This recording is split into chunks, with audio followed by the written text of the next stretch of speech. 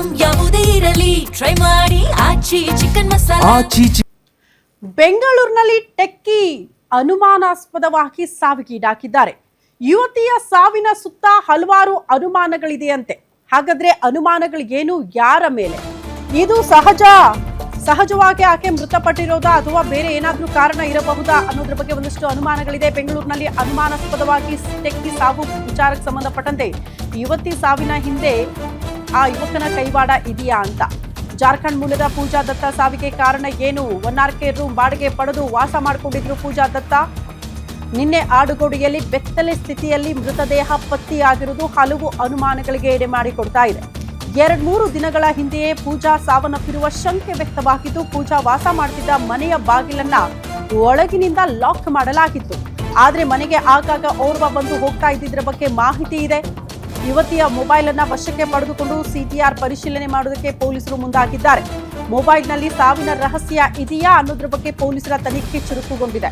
ಸದ್ಯ ಪೂಜಾ ಮೃತದೇಹ ಮರಣೋತ್ತರ ಪರೀಕ್ಷೆಗೆ ರವಾನೆ ಕೂಡ ಮಾಡಲಾಗಿದೆ. ಅರೆಬೆತ್ತಲೆಯ ಸ್ಥಿತಿಯಲ್ಲಿ ಯುವತಿಯ ಮೃತದೇಹ ಪತ್ತೆಯಾಗಿರೋದೇ ಹಲವು ಅನುಮಾನಗಳಿಗೆ ಕಾರಣ ಆಗ್ತಾ ಇರೋದು. ಅದಲ್ಲದೆ ಆ ಮನೆಗೆ ಅಂದ್ರೆ 1RK ಅಂತ ಅಂದ್ರೆ ಜಸ್ಟ್ ಒಂದು ಸಿಂಗಲ್ ಬೆಡ್ರೂಮ್, ಅಂದ್ರೆ ಒಂದು ಹಾಲು ಒಂದು ಕಿಚನ್ ಅಷ್ಟೇ ಇರುತ್ತೆ. ಅಂಥದ್ದೊಂದು ಮನೆಯಲ್ಲಿ ಆಕೆ ವಾಸ ಮಾಡ್ತಿರ್ತಾಳೆ. ಬಟ್ ಒಬ್ಬ ಹುಡುಗ ಆಗಾಗ ಬಂದು ಹೋಗ್ತಾ ಇದ್ದ ಆ ಮನೆಗೆ ಅನ್ನುವಂಥ ವಿಚಾರವನ್ನ ಅಕ್ಕಪಕ್ಕದವ್ರು ಹೇಳಿದ್ದಾರೆ. ಹಾಗಾಗಿ ಆತನ ಕೈವಾಡ ಇದರಲ್ಲಿ ಏನಾದರೂ ಇದೆಯಾ ಅನ್ನೋದ್ರ ಬಗ್ಗೆ ಪೊಲೀಸರ ತನಿಖೆ ಚುರುಕುಗೊಂಡಿದೆ.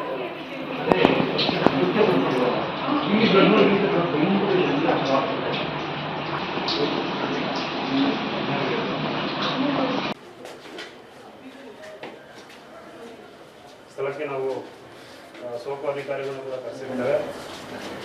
ಅವರು ಕೂಡ ಸ್ಥಳ ಪರಿಶೀಲನೆ ಮಾಡಿ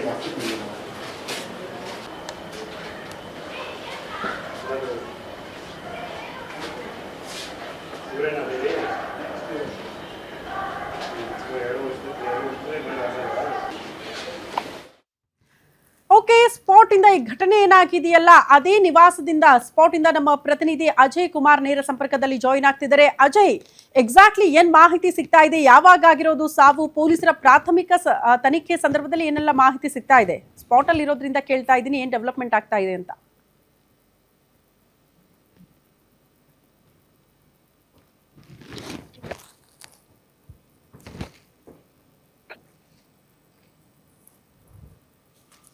ಹಲೋ, ಸ್ಪಾಟಲ್ಲೇ ಇದ್ದೀರಿ, ಏನೆಲ್ಲ ಬೆಳವಣಿಗೆ ಆಗ್ತಾ ಇದೆ ಅಂತ? ಅಟ್ ಪ್ರೆಸೆಂಟ್ ಹೆಂಗಿದೆ ಅಲ್ಲಿನ ಸಿಚುವೇಶನ್?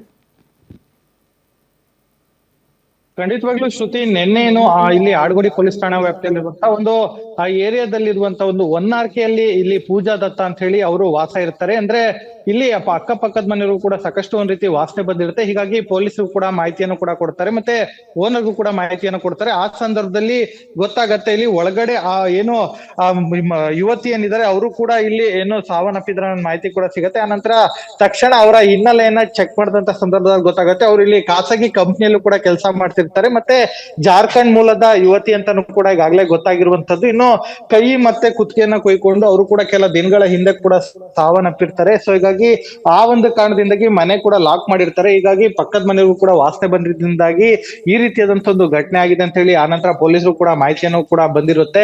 ಈಗ ಪೊಲೀಸರು ಕೂಡ ಆಕೆ ಯೂಸ್ ಮಾಡ್ತಿದ್ದಂತಹ ಮೊಬೈಲ್ ಆಗಿರ್ಬೋದು, ಜೊತೆಗೆ ಈಕೆಗೆ ಕೂಡ ಒಬ್ಬ ಬಾಯ್ ಫ್ರೆಂಡ್ ಕೂಡ ಇದ್ದ, ಆತ ಕೂಡ ಯಾವಾಗ್ಲೂ ಬರ್ತಾ ಇದ್ದ, ಮತ್ತೆ ಅವರಿಬ್ರು ನಡುವೆ ಕೂಡ ಕೆಲ ಸಂದರ್ಭದಲ್ಲಿ ಕೂಡ ಜಗಳ ಆಗ್ತಿತ್ತು ಅನ್ನೋ ಮಾಹಿತಿಯನ್ನು ಕೂಡ ಈಗಾಗಲೇ ಪೊಲೀಸರಿಗೂ ಕೂಡ ಈಗಾಗಲೇ ಸಿಕ್ಕಿರುವಂತದ್ದು. ಸೊ ಹೀಗಾಗಿ ಆತ ಯಾರು ಎಲ್ಲಿ ಅನ್ನೋದ್ರ ಬಗ್ಗೆ ಕೂಡ ಈಗಾಗಲೇ ಪೊಲೀಸರು ಮಾಹಿತಿಯನ್ನ ಕಲೆ ಹಾಕುವಂತ ಕೆಲಸಕ್ಕೂ ಕೂಡ ಮುಂದಾಗಿದ್ದಾರೆ. ಒಟ್ಟಿನಲ್ಲಿ ಆಕೆ ಆ ಮೊಬೈಲ್ ಅನ್ನ ಈಗಾಗಲೇ ಪರಿಶೀಲನೆ ಮಾಡ್ತಿರುವಂತ ಪೊಲೀಸರು ಅದರಲ್ಲಿ ಏನಾದ್ರು ಡೆತ್ ನೋಟ್ ಆಗಿರ್ಬೋದು, ಮತ್ತೆ ಕೆಲವೊಂದು ಮಾಹಿತಿಗಳು ಏನಾದ್ರು ಸಿಗುತ್ತಾ ಅನ್ನೋದ್ರ ಬಗ್ಗೆ ಕೂಡ ಈಗಾಗಲೇ ಪರಿಶೀಲನೆ ಸಹ ಮುಂದಾಗಿದ್ದಾರೆ. ಈಗಾಗಲೇ ಓನರ್ ಕೂಡ ಈಗ ಕೆಲವೊಂದು ಮಾಹಿತಿಯನ್ನು ಕೂಡ ಈಗಾಗಲೇ ಪೊಲೀಸರು ಕೂಡ ಈಗಾಗಲೇ ಕೊಟ್ಟಿರುವಂತದ್ದು.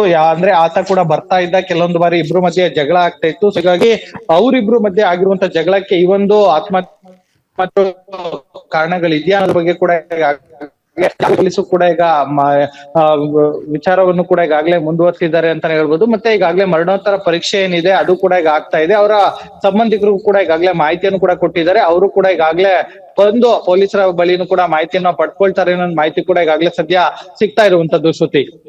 ಓಕೆ ಅಜಯ್, ಧನ್ಯವಾದಗಳು ತಮ್ಮೆಲ್ಲ